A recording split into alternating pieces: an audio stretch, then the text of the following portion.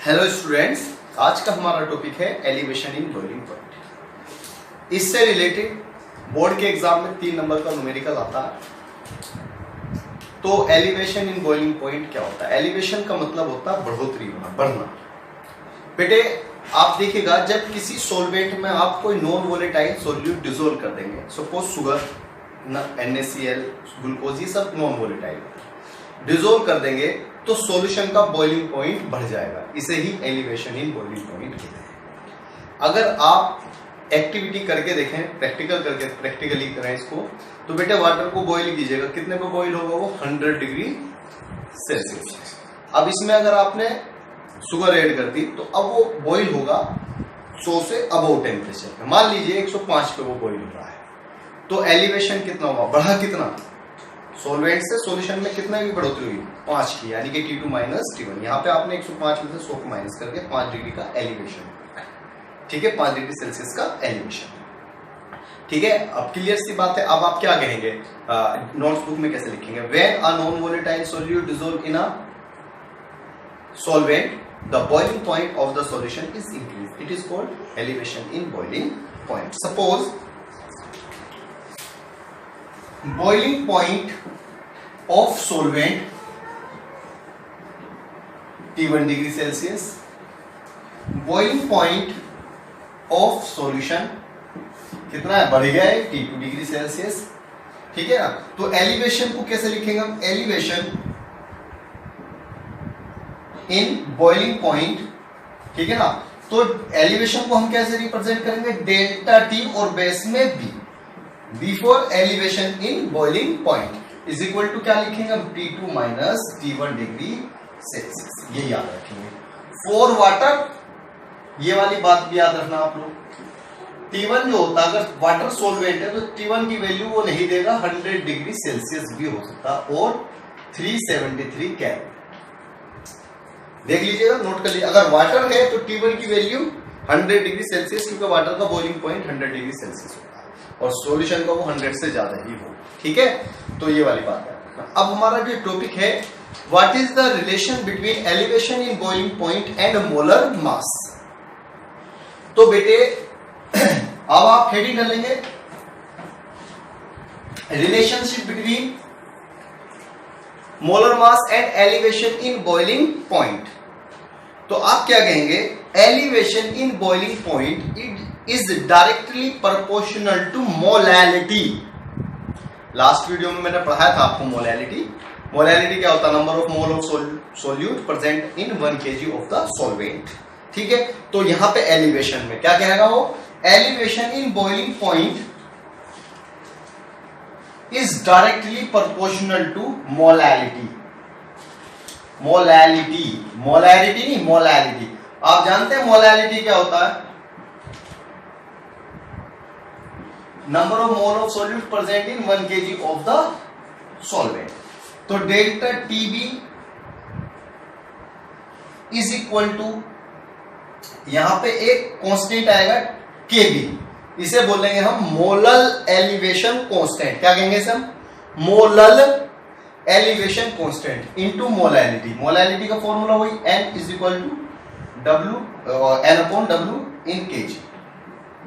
ये भी फॉर्मूला है। अगर आप जानते हैं मोल का फॉर्मूला, सोल्यूट के मोल है तो सोल्यूट का मास अपॉन सोल्यूट का मोलर मास, तो ये भी फॉर्मूला लिख सकते हैं आप। Delta TB is equal to k b into small w upon n into capital W in kilogram. अगर किलोग्राम हटाएंगे तो यहाँ पे 1000 आ जाएगा। तो आप सॉल्वेंट का मास किलोग्राम में ले लीजिएगा, कोई दिक्कत वाली बात नहीं है, ठीक है। अगर यहां से मैं केजी हटाऊं, इसका सॉल्वेंट का मास भी ग्राम में लूं, तो इनटू में क्या जाएंगे? 1000। तो ये वाला फॉर्मूला रहेगा जो न्यूमेरिकल में हम यूज करेंगे। और केबी क्या है यहां पर? मोलल एलिवेशन कांस्टेंट, ठीक है। तो ये फॉर्मूला याद रखना, इस पे न्यूमेरिकल है, बहुत सिंपल सी बात है। यहाँ पे ये मोलर एलिवेशन कांस्टेंट है, सोल्यूट का मास, सोल्यूट का मोलर मास और सॉल्वेंट का मास किलोग्राम में, ठीक है। इसमें डेल्टा टीवी क्या होता है, T2 माइनस T1, यानी कि सॉल्यूशन का बॉइलिंग पॉइंट में से आप सोलवेंट का बॉइलिंग पॉइंट माइनस कर देंगे। यही इसमें और कोई दिक्कत वाली बात नहीं है न्यूमेरिकल्स। ठीक है, न्यूमेरिकल्स कराऊंगा अब आप उसके। ठीक है, ये हटा देते हैं। अब हम एक हेडिंग डालते हैं पहले, मोलर एलिवेशन कांस्टेंट।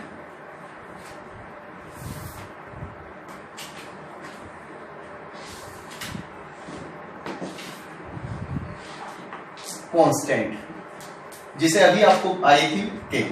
बेटे जब भी किसी कांस्टेंट की डेफिनेशन देते हैं तो सबसे पहले हमें पता होना चाहिए वो कांस्टेंट किस जगह आता है। तो आपको पता है वो कांस्टेंट कहां आता है। Delta t b elevation in boiling point is equal to k b into molality, यानी कि molality n upon capital W in kilogram.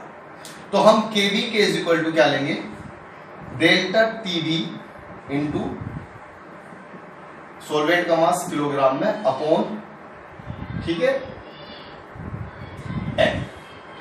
तो बेटे डेफिनेशन कैसे बनाएंगे देखिएगा, इफ कैपिटल डब्ल्यू is equal to 1 kilogram, 1 kilogram में 1 मोल घोल रहा हूं सॉल्वेंट के, ठीक है, then k b is equal to delta t b. ऐसे ही फिजिक्स में भी इसी तरह से डेफिनेशन देते हैं। अब आप क्या कहेंगे इस डेफिनेशन, बोलिएगा बेटे। If 1 mole of non volatile solute dissolve in 1 kg of the solvent, ठीक है, when 1 mole of non volatile solute dissolve in 1 kg of the solvent, 1 आ गया, then molar elevation constant is equal to elevation in boiling point. Depression in freezing point, बिल्कुल similar elevation in boiling point. जब आप किसी non volatile solute को solvent में मिलाते हैं, मिला दिया तब उसको सॉल्यूशन कहेंगे, तो सॉल्यूशन का फ्रीजिंग पॉइंट गिर जाता है, इसे ही डिप्रेशन इन फ्रीजिंग पॉइंट कहते हैं। बेटे आपने लाइफ में कभी देखा हो जब कोई आइसक्रीम सेट करता है, ठीक, या कुल्फी वगैरह बनाता है, उनको सेट करता है, तो वो बर्फ में नमक मिलाता है। अगर वो निखालिस बर्फ लेगा ना, ओनली बर्फ, तो बर्फ में वो सेट नहीं होगा, लेकिन नमक मिलाता है। नमक मिलाने से क्या होता है, उसका जो फ्रीजिंग पॉइंट है वो सॉल्यूशन बन गया, तो उसका फ्रीजिंग पॉइंट कम हो जाता है।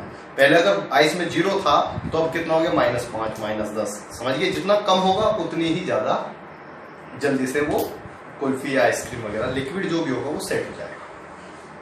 ठीक है, तो यही डिप्रेशन हो गया इसमें, यानी कि पहले 0 था और फिर -10 हो गया, तो 0 ज्यादा होता -10 से।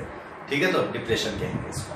तो आप कैसे कहेंगे, नोटबुक में कैसे लिखेंगे, when a non volatile solute dissolve in pure solvent then the freezing point of the solution is decrease, it is called depression in freezing point. Suppose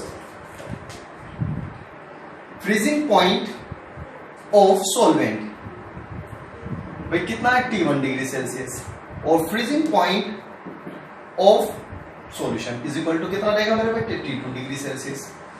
तो फ्रीजिंग पॉइंट तो अब ये ज्यादा है, ये कम हो गया इस केस में, तो हम क्या लिखेंगे, डिप्रेशन इन फ्रीजिंग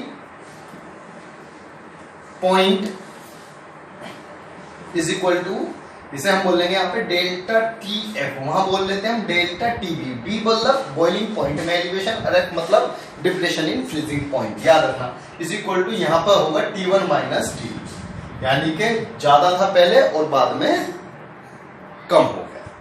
ठीक है, और वहां पे पहले कम था वाटर का, जब उसमें नॉन वोलेटाइल डिसॉल्व कर रहे थे तो ज्यादा हो गया था। ठीक है, यही अब सिमिलर वही रिलेशन जैसे उसमें था, बिल्कुल डिक्टो यही है, बस डेल्टा इसमें फर्क है, डेल्टा टी के अंदर। ठीक है, वहां पे T2 माइनस T1। अगर वाटर है, वाटर के लिए 4H2O, अगर सोलवेंट वाटर है तो T1 ध्यान से सुन लेना, आपको याद पता होना चाहिए 0 डिग्री सेल्सियस होता है, जिसे 273 केल्विन भी आप कह सकते हैं। ठीक है ना, याद रखना। अब आगे बढ़ते हैं, रिलेशन बिटवीन, हेडिंग डालेगी relation between depression in freezing point and molar mass. तो आपको पता होना चाहिए delta T F, depression in freezing point is directly proportional to molality, वहां भी यही था बिल्कुल डिक्टो। तो delta T F is equal to K F आएगा, यहाँ पे मोलर डिप्रेशन कांस्टेंट होगा, और into an upon capital W in kilogram. के एफ, वेयर के F is equal to molar depression constant, ठीक है। और एन को आप जानते हैं, मोल इज इक्वल टू क्या होता है, मास अपॉन मोलर मास। तो इस फॉर्मूले को मैं लिख सकता हूं delta T F is equal to K F डब्ल्यू upon M into capital W in kilogram. वही वाली बात, अगर यहां से मैं किलोग्राम उठाऊं तो यहाँ 1000 आएगा। आप क्वेश्चन देखोगे बुकों में लिखा होगा 1000, तो यहाँ उसमें क्या होगा, मास जो सॉल्वेंट का है वो ग्राम में लिया जाएगा, मगर हम यहाँ क्या लेंगे किलोग्राम में। तो यही रख लेंगे फॉर्मूला, कोई दिक्कत नहीं, एक ही बात है दोनों क्वेश्चन। अब यहाँ पे डेल्टा टी, वहां पे डेल्टा टी भी था, यानी कि एलिवेशन वाला, और यहाँ पे डेल्टा टी है, बस यही फर्क है। अब अगर आपको इसकी यूनिट देनी, डेफिनेशन देनी है, तो देखिएगा फॉर्मूला ये लिख करके, एन क्या है, नॉन वोलेटाइल सॉल्यूट, और ये क्या है, सॉल्वेंट। अगर मैं दोनों 1 1 ले लूं तो दोनों बराबर हो जाएंगे, समझ में आई कांस्टेंट की डेफिनेशन के लिए। तो क्या कहेंगे, if mole of non volatile 1 mole of non volatile solute dissolve in 1 kg of the solvent, then depression in freezing point is equal to molar depression constant। दोबारा से देख लीजिएगा, if 1 mole of non volatile solute dissolve in 1 kg of the solvent, 1 1 हो गया ना दोनों, तो दोनों बराबर हो गए, delta T F is equal to k, यानी कि depression in freezing point is equal to molar depression constant. इनका नाम पता होगा बस। यूनिट यही आ जाएगी, इसकी केल्विन, इसकी मोल, इसकी किलोग्राम, अरेंज कर लीजिएगा। इसकी बिल्कुल एक से क्वेश्चन है, एक ही तरह का क्वेश्चन। एक क्वेश्चन देखेंगे, a solution containing 12.5 gram of a non electrolyte substance in 175 gram of water gave a boiling point elevation of 0.7 kelvin. Calculate the molar mass of the substance. Bracket Kb for the water is equal to 0.52 kelvin kilogram mole inverse. इस question को देखेगा, बहुत आसान से elevation दे दिया, इसके अंदर solute का मास, सॉल्वेंट का मास, ठीक है। तो सबसे पहले आपको एलिवेशन देखेगा, क्या कह रहा है, आ सॉल्यूशन कंटेनिंग, यहाँ पे सॉल्यूट का मास दिया इन्होंने, small w is equal to 12.5 gram of a non volatile solute. Water में डिसोल्व करा, वाटर का मास कितना है, 175 ग्राम। अब बॉइलिंग पॉइंट एलिवेशन हो गया, यानी कि डेल्टा टीबी कितना दे दिया इन्होंने, 0.7 केल्विन। अब वो कह रहा है मोलर मास निकालिए, आपको एम निकालना है, और के भी दे रखा वाटर के लिए 0.52 केल्विन किलोग्राम मोल इनवर्स, ठीक है। अब देखिए एलिवेशन का फॉर्मूला आपको पता क्या है, delta T B is equal to K B for non electrolyte के लिए, ठीक है ना, K B W upon M into capital W in kilogram. तो कैपिटल डब्ल्यू यहाँ ग्राम में दे रखा है, इसको किलोग्राम में बदल देंगे, 175 को 1000 से डिवाइड करेंगे तो 0.175 किलोग्राम वैल्यू रख दीजिएगा। डेल्टा टी 0.7 केवी 0.52 इंटू स्मॉल डब्ल्यू कितना दे रखा है उन्होंने, 12.5, ठीक है। और इसका कितना दे रखा, मोलर मास कैलकुलेट करना, और कैपिटल डब्ल्यू इज इक्वल टू 0.175। बेटे इसे करेंगे, molar mass is equal to कितना आएगा, 53.06 आंसर। कोई प्रॉब्लम हो मुझे बताइए। नेक्स्ट क्वेश्चन, ठीक है।